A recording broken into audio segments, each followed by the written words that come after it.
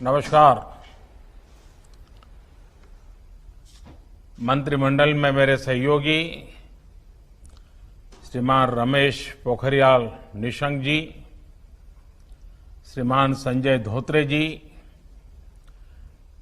National education policy राष्ट्रीय शिक्षा नीति में बहुत महत्वपूर्ण भूमिका निभाने वाले देश के जाने माने वैज्ञानिक डॉक्टर कस्तूरीरंगन जी और उनकी टीम, इस सम्मेलन में भाग ले रहे वाइस चांसलर्स, अन्य सभी शिक्षाविद, सभी महानुभाव, आप सभी का बहुत बहुत अभिनंदन।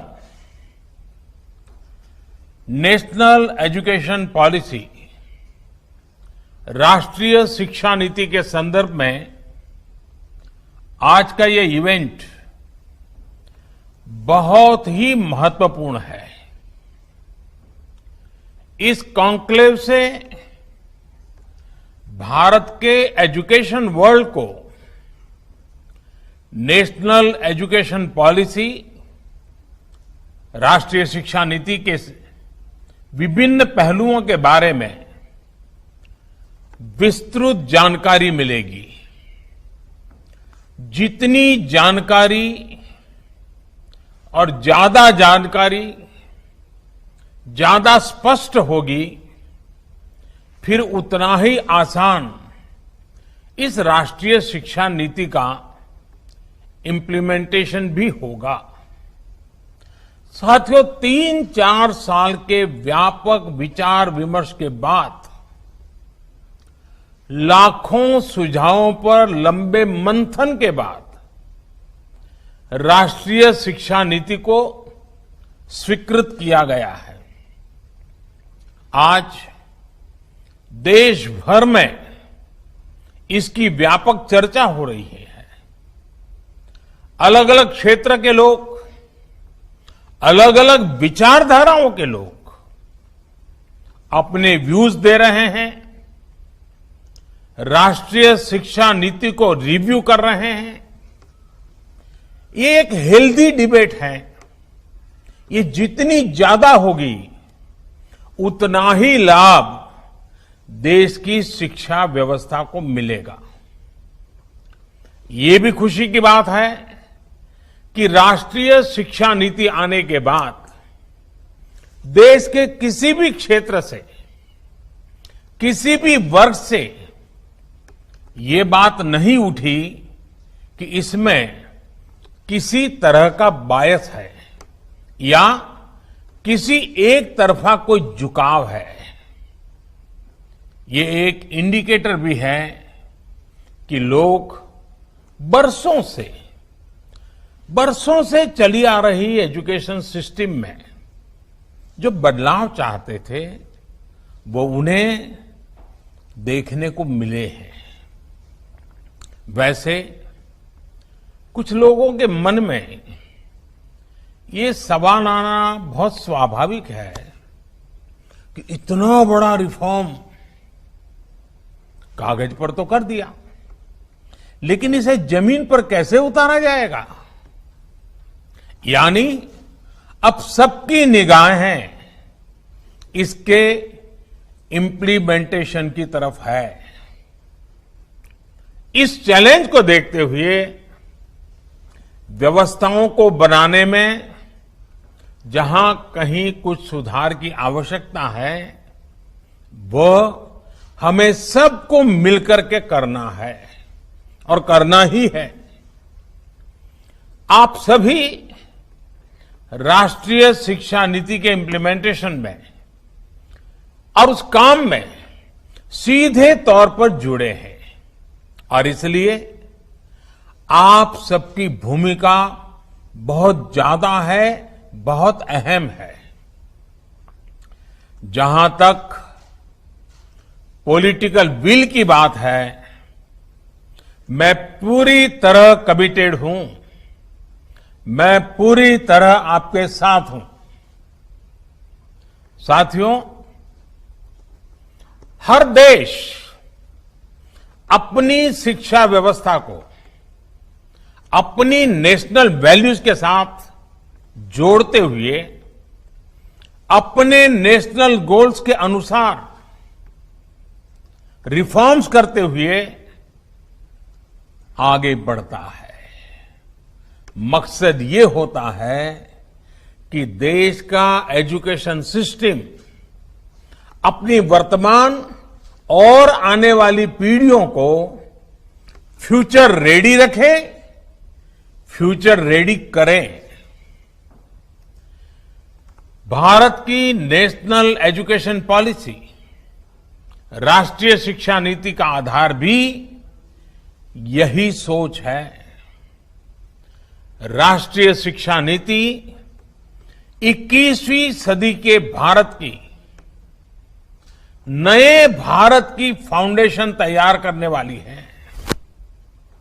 21वीं सदी के भारत को हमारे युवाओं और हमारे युवाओं को जिस तरह की एजुकेशन की जरूरत है, जैसी स्किल्स चाहिए, राष्ट्रीय शिक्षा नीति पर इन बातों पर विशेष फोकस है। भारत को ताकतवर बनाने के लिए, विकास की नई ऊंचाई पर पहुंचाने के लिए भारत के नागरिकों को और सशक्त करने के लिए उन्हें ज्यादा से ज्यादा अवसरों के उपयुक्त बनाने के लिए इस एजुकेशन पॉलिसी में खास जोर दिया गया है। जब भारत का स्टूडेंट,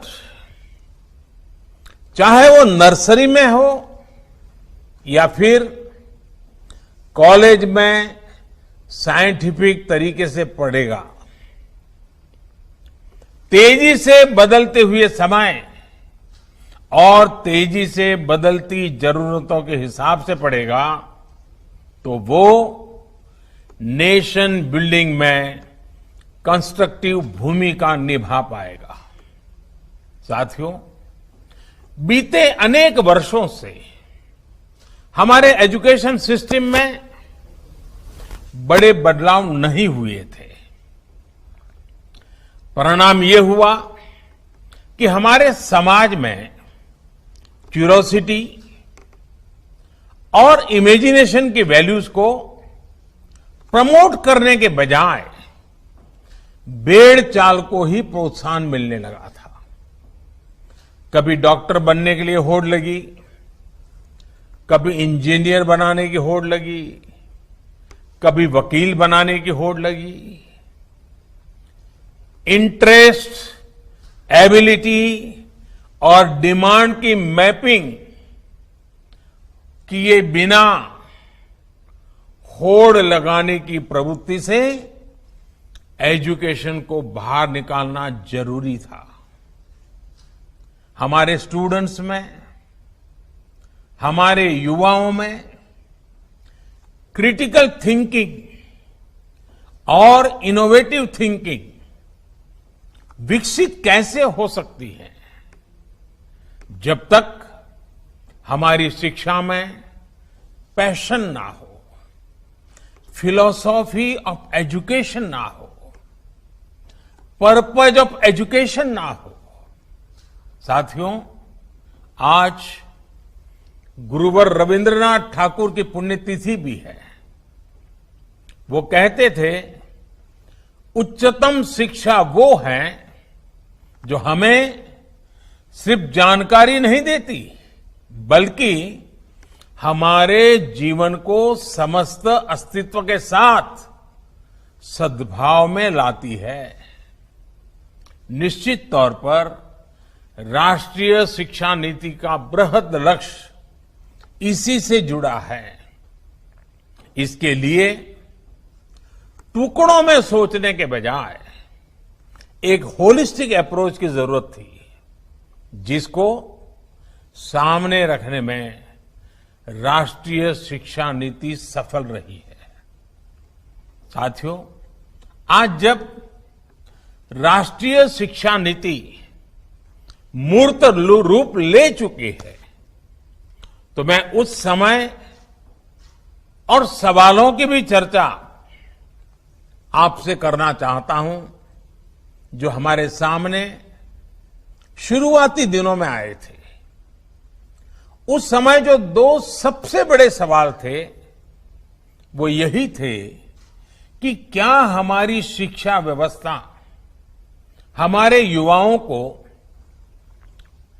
क्रिएटिव, क्यूरियोसिटी और कमिटमेंट ड्रिवन लाइफ के लिए मोटिवेट करती है।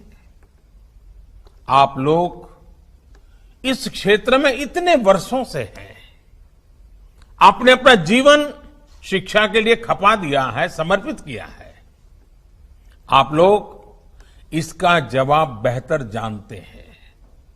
साथियों, हमारे सामने दूसरा सवाल था कि क्या हमारी शिक्षा व्यवस्था हमारे युवाओं को एम्पावर करती है, देश में एक एम्पावर्ड सोसाइटी के निर्माण में मदद करती है। आप सब इन सवालों से भी परिचित हैं और जवाबों से भी भली भांति परिचित है। साथियों, आज मुझे संतोष है कि भारत की नेशनल एजुकेशन पॉलिसी, राष्ट्रीय शिक्षा नीति को बनाते समय इन सवालों पर गंभीरता से काम किया गया। साथियों, बदलते समय के साथ एक नई विश्व व्यवस्था, एक नए रंग रूप और व्यवस्थाओं में बदलाव, एक नई विश्व व्यवस्था खड़ी हो रही है। एक नया ग्लोबल स्टैंडर्ड भी तय हो रहा है। इसके हिसाब से भारत का एजुकेशन सिस्टम खुद में बदलाव करे, ये भी किया जाना बहुत जरूरी था। स्कूल करिकुलम के 10+2 स्ट्रक्चर से आगे बढ़कर अब 5+3+3+4 करिकुलम का स्ट्रक्चर देना इसी दिशा में एक कदम है। हमें अपने स्टूडेंट्स को ग्लोबल सिटीजन भी बनाना है और इसका भी ध्यान रखना है कि वे ग्लोबल सिटीजन तो बने, लेकिन साथ साथ अपनी जड़ों से भी जुड़े रहें। जड़ से लेकर के जग तक, मनुष्य से मानवता तक, अतीत से आधुनिकता तक सभी बिंदुओं का समावेश करते हुए इस राष्ट्रीय शिक्षा नीति का स्वरूप तय किया गया है। साथियों, इस बात में कोई विवाद नहीं है कि बच्चों के घर की बोली और स्कूल में पढ़ाई की भाषा एक ही होने से बच्चों के सीखने की गति बेहतर होती है। ये एक बहुत बड़ी वजह है जिसकी वजह से जहां तक संभव हो 5th क्लास तक बच्चों को उनकी मातृभाषा में ही पढ़ाने पर सहमति दी गई है। इससे बच्चों को और बच्चों की नींव तो मजबूत होगी ही, उनके आगे की पढ़ाई के लिए भी उनका बेस और मजबूत होगा। साथियों, अभी तक जो हमारी शिक्षा व्यवस्था है उसमें व्हाट टू थिंक, मैं बहुत जिम्मेवारी से बोल रहा हूं, व्हाट टू थिंक पर फोकस रहा है, जबकि इस शिक्षा नीति में हाउ टू थिंक उस पर बल दिया जा रहा है। ये मैं इसलिए कह रहा हूं कि आज जिस दौर में हम और ये दौर ऐसा है जहां इंफॉर्मेशन और कंटेंट की कोई कमी नहीं है। एक प्रकार से बाढ़ आई हुई है। हर प्रकार की जानकारी आपके मोबाइल फोन पर अवेलेबल है। जरूरी ये है कि कौन सी जानकारी हासिल करनी है, क्या पढ़ना है। इस बात को ध्यान में रखकर ही राष्ट्रीय शिक्षा नीति में प्रयास किया गया है कि जो पढ़ाई के लिए लंबा चौड़ा सिलेबस होता है, ढेर सारी किताबें होती हैं, उसकी अनिवार्यता को कम किया जाए। अब कोशिश ये है कि बच्चों को सीखने के लिए inquiry based, discovery based, discussion based और एनालिसिस बेस्ड तरीकों पर जोर दिया जाए। इससे बच्चों में सीखने की ललक बढ़ेगी और उनके क्लास में उनका पार्टिसिपेशन भी बढ़ेगा। साथियों, हर विद्यार्थी को, स्टूडेंट को यह अवसर मिलना ही चाहिए कि वो अपने पैशन को फॉलो करे। वो अपनी सुविधा और जरूरत के हिसाब से किसी डिग्री या कोई कोर्स को फॉलो कर सके और अगर उसका मन करे तो वो छोड़ भी सके। अक्सर ऐसा होता है कि कोई कोर्स करने के बाद स्टूडेंट जब जॉब के लिए जाता है तो उसे पता चलता है कि जो उसने पढ़ा है वो जॉब की रिक्वायरमेंट को पूरा नहीं करता। कई स्टूडेंट को अलग अलग वजहों के से बीच में ही कोर्स छोड़कर जॉब करनी पड़ती है। ऐसे सभी स्टूडेंट्स की जरूरतों का ख्याल रखते हुए मल्टीपल एंट्री एग्जिट का ऑप्शन दिया गया है। अब स्टूडेंट वापस अपने कोर्स से जुड़कर अपनी जॉब रिक्वायरमेंट के हिसाब से ज्यादा इफेक्टिव तरीके से पढ़ाई कर सकता है, लर्न कर सकता है। इसका एक और एस्पेक्ट है, जब स्टूडेंट्स को यह भी स्वतंत्रता होगी कि अगर वो कोई कोर्स बीच में छोड़कर दूसरे कोर्स में प्रवेश लेना चाहे तो वो कर सकते हैं। इसके लिए वो पहले कोर्स से एक निश्चित समय तक ब्रेक ले सकते हैं और दूसरा कोर्स ज्वाइन कर सकते हैं। हायर एजुकेशन को स्ट्रीम से मुक्त करने, मल्टीपल एंट्री और एग्जिट क्रेडिट बैंक के पीछे यही एक बहुत लंबे दूर की सोच के साथ हम आगे आए हैं। हम उस एरा की तरफ बढ़ रहे हैं जहां कोई व्यक्ति जीवन भर किसी एक प्रोफेशन में ही नहीं टिका रहेगा। बदलाव निश्चित है, मान के चलिए, और इसके लिए उसे निरंतर खुद को रीस्किल और अपस्किल करते रहना ही होगा। नेशनल एजुकेशन पॉलिसी, राष्ट्रीय शिक्षा नीति में इसका भी बारीकी से ध्यान रखा गया है। साथियों, किसी भी देश के विकास में एक बड़ी भूमिका रहती है समाज के हर तबके की गरिमा, उसकी डिग्निटी। समाज का कोई व्यक्ति कोई भी काम करता हो, कोई निम्न नहीं होता है। हमें ये सोचना चाहिए कि भारत जैसे सांस्कृतिक रूप से समृद्ध रहे देश में ये बुराई कहां से आई?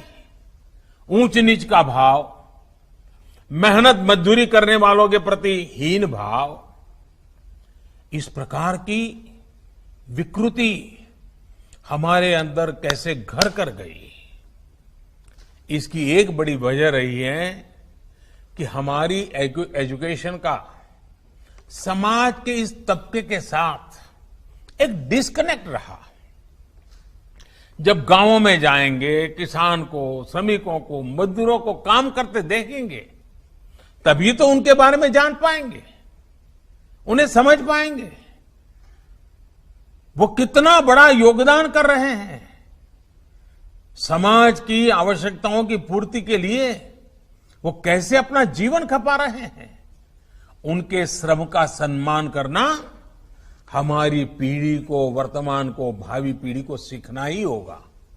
इसलिए राष्ट्रीय शिक्षा नीति में स्टूडेंट एजुकेशन और डिग्निटी ऑफ लेबर, उस पर भी बहुत ध्यान दिया गया है। साथियों, 21वीं सदी के भारत से पूरी दुनिया को बहुत अपेक्षाएं हैं। भारत का सामर्थ्य है कि वो टैलेंट और टेक्नोलॉजी का समाधान पूरी दुनिया को दे सकता है। हमारी इस जिम्मेदारी को भी हमारी एजुकेशन पॉलिसी एड्रेस करती है। राष्ट्रीय शिक्षा नीति में जो भी समाधान सुझाए गए हैं, उससे फ्यूचरिस्टिक टेक्नोलॉजी के प्रति एक माइंडसेट विकसित करने की भावना भी है। अब टेक्नोलॉजी ने हमें बहुत तेजी से, बहुत अच्छी तरह से, बहुत कम खर्च में समाज के आखिरी छोर पर खड़े स्टूडेंट तक पहुंचने का माध्यम दिया है। हमें इसका ज्यादा से ज्यादा उपयोग करना है। इस एजुकेशन पॉलिसी के माध्यम से टेक्नोलॉजी आधारित बेहतर कंटेंट और कोर्स के डेवलपमेंट में बहुत मदद मिलेगी। बेसिक कंप्यूटिंग पर बल हो, कोडिंग पर फोकस हो, या फिर रिसर्च पर ज्यादा जोर, ये सिर्फ एजुकेशन सिस्टम ही नहीं बल्कि पूरे समाज की अप्रोच को बदलने का माध्यम बन सकता है। वर्चुअल लैब जैसे कंसेप्ट ऐसे लाखों साथियों तक बेहतर शिक्षा के सपने को ले जाने वाला है, जो पहले से ही सब्जेक्ट्स पढ़ ही नहीं पाते थे, जिसमें लैब एक्सपेरिमेंट जरूरी हो। नेशनल एजुकेशन पॉलिसी, राष्ट्रीय शिक्षा नीति हमारे देश में रिसर्च और एजुकेशन के गैप को खत्म करने में भी अहम भूमिका निभाने वाली है। साथियों, जब इंस्टीट्यूशंस और इंफ्रास्ट्रक्चर में ये रिफॉर्म्स रिफ्लेक्ट होंगे, तभी राष्ट्रीय शिक्षा नीति को अधिक प्रभावी और त्वरित गति से इंप्लीमेंट किया जा सकेगा। आज समय की मांग है कि इनोवेशन और एडॉप्शन की जो वैल्यूज हम समाज में निर्मित करना चाहते हैं, वो खुद हमारे देश के इंस्टीट्यूशन से शुरू होनी चाहिए, और जिसका नेतृत्व आप सबके पास है। जब हम एजुकेशन और विशेष हायर एजुकेशन को एम्पावर्ड सोसाइटी के निर्माता के रूप में खड़ा करना चाहते हैं, तो इसके लिए हायर एजुकेशन इंस्टीट्यूशंस को भी एम्पावर करना जरूरी है। और मैं जानता हूं, जैसे ही इंस्टीट्यूशंस को एम्पावर करने की बात आती है, तो उसके साथ ही एक और शब्द चला आता है, और वो शब्द आप भली बात ही जानते हैं। वो शब्द क्या है? ऑटोनॉमी। ऑटोनॉमी। आप भी जानते हैं कि ऑटोनॉमी को लेकर हमारे यहां दो तरह के मत पूरे देश में प्रवर्तमान है। एक कहता है कि सब कुछ सरकारी नियंत्रण से पूरी सख्ती से चलना चाहिए, तो दूसरा कहता है कि सभी संस्थानों को बाय डिफॉल्ट ऑटोनॉमी मिलनी चाहिए। पहली अप्रोच में नॉन गवर्नमेंट संस्थानों के प्रति मिसट्रस्ट दिखता है, तो दूसरी अप्रोच में ऑटोनॉमी को एंटाइटलमेंट के रूप में भी ट्रीट किया जाता है। गुड क्वालिटी एजुकेशन का रास्ता इन दोनों के बीच में से ही निकलता है, दोनों मतों के मध्य से ही निकलता है। जो संस्थान क्वालिटी एजुकेशन के लिए ज्यादा काम करे, उसको ज्यादा फ्रीडम से रिवॉर्ड किया जाना चाहिए। इससे क्वालिटी को एनकरेजमेंट मिलेगा और सबको ग्रो करने के लिए इंसेंटिव भी मिलेगा। नेशनल एजुकेशन पॉलिसी, राष्ट्रीय शिक्षा नीति आने से पहले हाल के वर्षों में आपने भी देखा है कि कैसे हमारी सरकार ने अनेकों इंस्टीट्यूशंस को ऑटोनॉमी देने की पहल की है। मुझे उम्मीद है राष्ट्रीय शिक्षा नीति का जैसे जैसे विस्तार होगा, शिक्षा संस्थानों को ऑटोनॉमी की प्रक्रिया भी और तेज होगी। साथियों, देश के पूर्व राष्ट्रपति, महान वैज्ञानिक डॉक्टर एपीजे अब्दुल कलाम कहा करते थे, the purpose of education is to make good human beings with skill and expertise. Enlighten human beings can be created by teachers.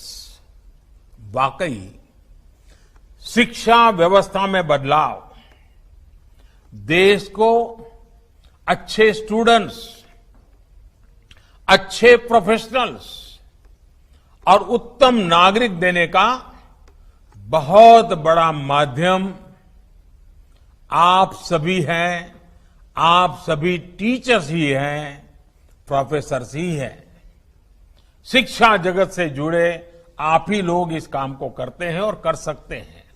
इसलिए नेशनल एजुकेशन पॉलिसी, राष्ट्रीय शिक्षा नीति में डिग्निटी ऑफ टीचर्स का भी ध्यान रखा गया है। एक प्रयास ये भी है कि भारत का जो टैलेंट है वो भारत में ही रहकर आने वाली पीढ़ियों का विकास करे।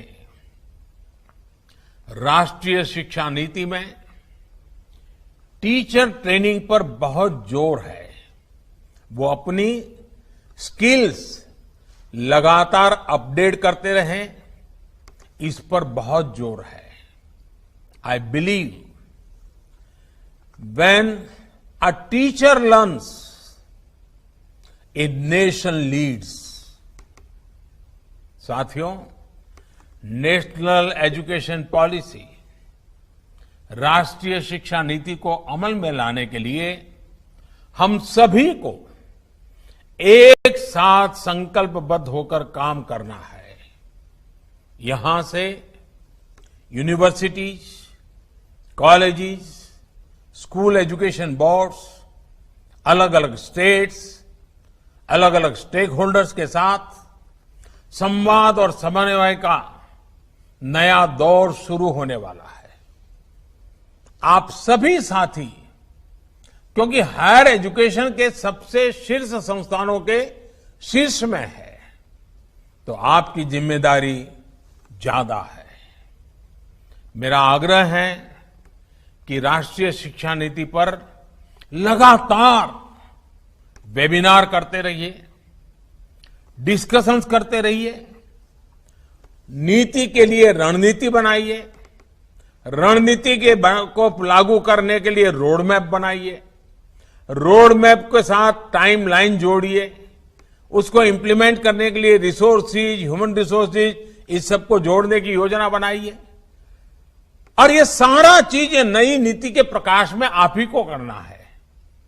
राष्ट्रीय शिक्षा नीति सिर्फ एक सर्कुलर नहीं है।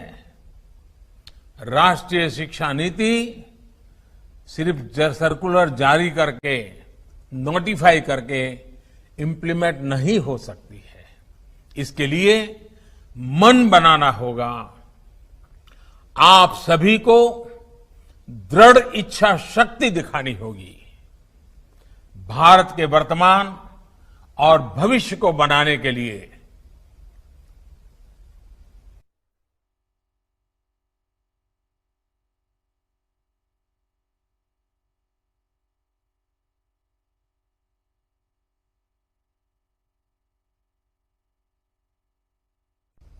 हमारे इन प्रयासों से पूरी शताब्दी को एक दिशा मिलने वाली है। और इसमें इस गौरवपूर्ण अध्याय में जुड़ने के लिए मैं आपको निमंत्रित देता हूं। इसमें आपका योगदान बहुत आवश्यक है। इस कॉन्क्लेव को देख रहे, सुन रहे प्रत्येक का योगदान आवश्यक है। मुझे विश्वास है इस कॉन्क्लेव में राष्ट्रीय शिक्षा नीति के इफेक्टिव इंप्लीमेंटेशन को लेकर बेहतर सुझाव, बेहतर समाधान निकल करके आएंगे। और मैं विशेष रूप से आज जब मुझे अवसर मिला है तो सार्वजनिक रूप से डॉक्टर कस्तूरीरंगन जी का, उनकी पूरी टीम का बहुत बहुत अभिनंदन करता हूं, बहुत बहुत धन्यवाद करता हूं। यह काम छोटा नहीं था, बहुत बड़ा काम था। बहुत लोगों के सुझाव थे, बहुत अपेक्षाएं थी। और फुल स्टॉप कॉमा भी उधर उधर हो जाता तो पता नहीं क्या हो जाता। और इसलिए कस्तूरीरंगन जी और उनकी टीम ने कितनी बारीकी से एक तपस्या की तरह इस काम को किया होगा, तब जाकर के संपूर्णतया विवादों से मुक्त, विश्वास से भरी हुई, सपनों को संवारने वाली, संकल्प को ताकत देने वाली और सिद्धि में अटूट श्रद्धा के साथ ये नई शिक्षा नीति हमारे सामने आई है। मुझे विश्वास है कि देश के भावी पीढ़ी के उज्जवल भविष्य के लिए, वर्तमान पीढ़ी के सामर्थ्य को बढ़ाने के लिए ये नई शिक्षा नीति बहुत काम आएगी।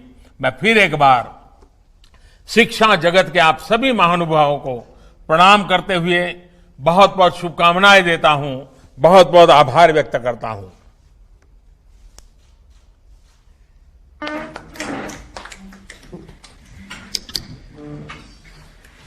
बहुत बहुत धन्यवाद प्रधानमंत्री जी। हम आपके बहुत आभारी हैं।